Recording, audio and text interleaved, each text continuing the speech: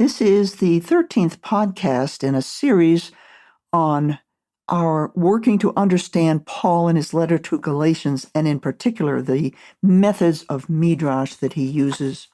In the last podcast, we identified a chiastic construction in 4 verses that Paul cited from the Hebrew Scriptures.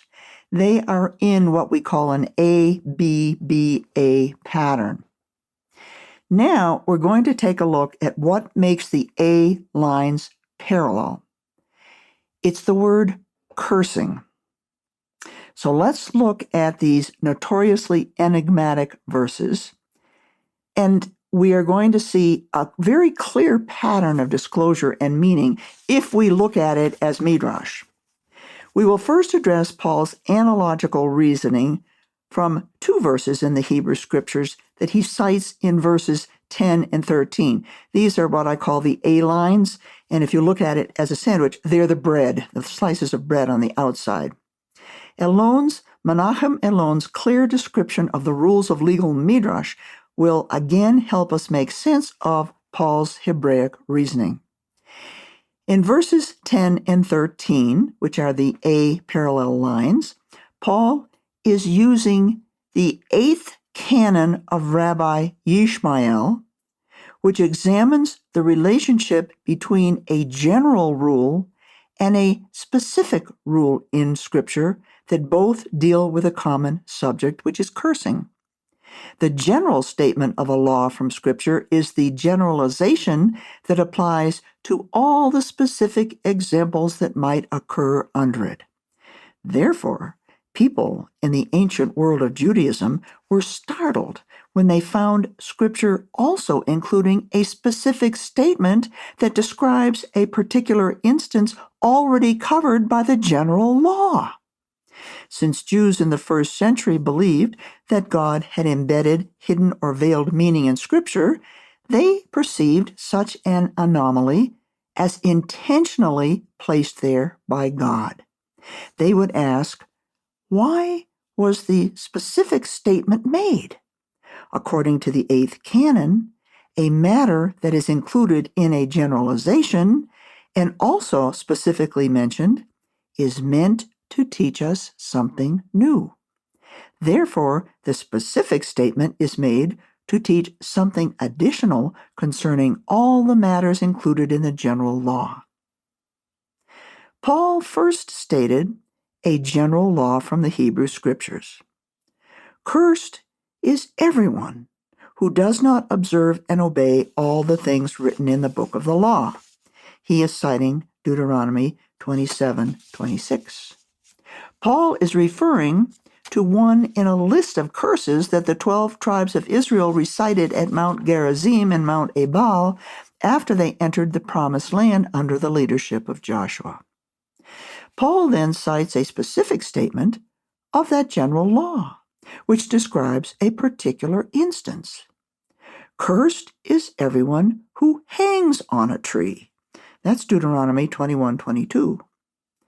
Such a man, who is accursed for not observing and obeying all the things written in the book of the law, which is the general law or principle, receives a specific punishment, death by hanging, which is the specific example. The common subject of the general and specific laws is cursing. The purpose of the second specific law, according to the 8th canon, is to teach us something new concerning all the matters in the first general law, which concerns obedience to God's commandments. Let us look more closely at the general and specific laws to penetrate the logic of Paul's Hebraic reasoning. We will see that his legal reasoning from Scripture employs such literary devices as implication, paradox, and contradiction, as well as other linguistic devices that are characteristic of Hebraic artistry of language that we have already experienced, which are repetition, contrast, and irony. Now, let's listen to the general law, which is being cited from Deuteronomy 7:26. All are thoroughly cursed who do not live by all that is written in the book of the law to do them. Now let's look at the specific law that is in Deuteronomy 21:23. Thoroughly cursed is everyone who hangs on a wooden stake. Paul has just finished conducting legal Midrash in the preceding verses, Galatians 3:6-9, that involves Abraham, whom God credited as righteous because of his faith. Now we see a dramatic difference between righteous Abraham and Yeshua, who was crucified. There is an implied contrast between the two and a contradiction that is evident for both. Even though Abraham was under a curse because he did not observe and obey all the things written in the book of the law, God bestowed righteousness on him. Yeshua of Nazareth, on the other hand, was not under a curse because he did obey all the law. We see that in 2 Corinthians 5:21. Yeshua obeyed God even unto death. Nevertheless, Yeshua was hung on a wooden stake, receiving the punishment for one who is cursed by not observing and obeying all the things written in the book of the law. This is a paradox that draws our attention to the injustice and thus to its contrast, which is God's grace. According to Jewish canons of interpretation, a specific statement of the law was made to teach us something new concerning all the matters included in the general law, that everyone is cursed who does not observe and obey all the law. What new meaning has Paul uncovered as a result of the specific act of cursing that caused the unjust punishment of the crucifixion of Yeshua? What new meaning can Paul now apply to the consequence of cursing upon those who do not obey all the law? And how do the specifics of Yeshua's cursing and crucifixion apply to believers in Galatia, to whom Paul was writing his letter? And by the way, they apply to believers today. So this is important for us to hear. The answer lies in the principle of substitution, which was a central feature of Judaism at the time of Paul. This concept of substitution is the foundation upon which the Hebrew sacrificial system rests. At the time Paul wrote his epistle, sacrifices were still being performed daily in the temple.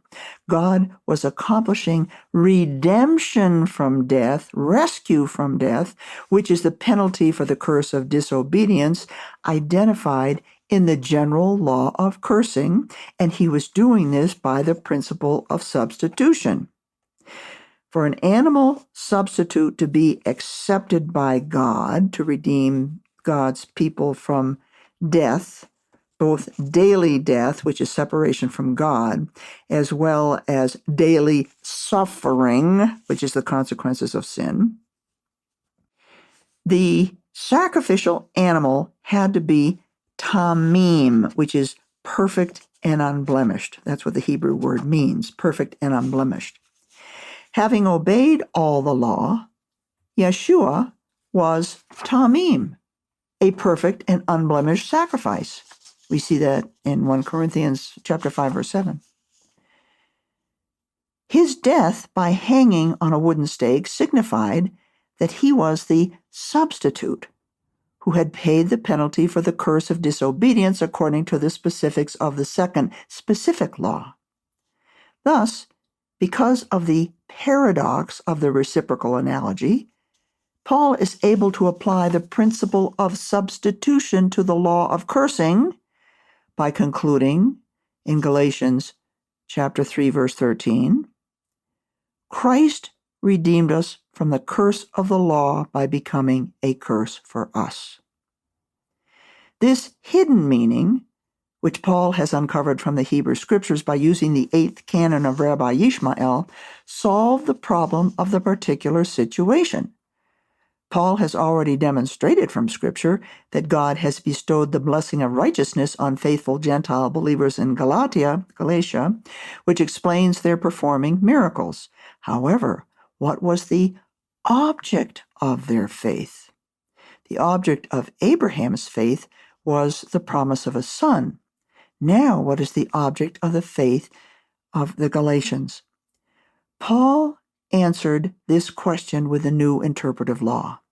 And we read in Galatians 3:13, Christ redeemed us from the curse of the law by becoming a curse for us. Jesus Christ, then, is the object of the faith. And God has honored his promise to Abraham by the principle of substitution. God had promised that he would bless the Gentiles. God has blessed the Gentiles through Abraham by their faith in Yeshua the Messiah, thus bringing believing Gentiles into a covenant relationship with God. I'm going to end the podcast here because, again, I've given you a lot to think about. This podcast was on the A lines in the chiasm. The next podcast is going to be in the B lines of the chiasm. So why don't you go back and review, and then I will meet you in the next podcast, which is probably the most exciting part of Paul's Midrash. So I will wish you shalom.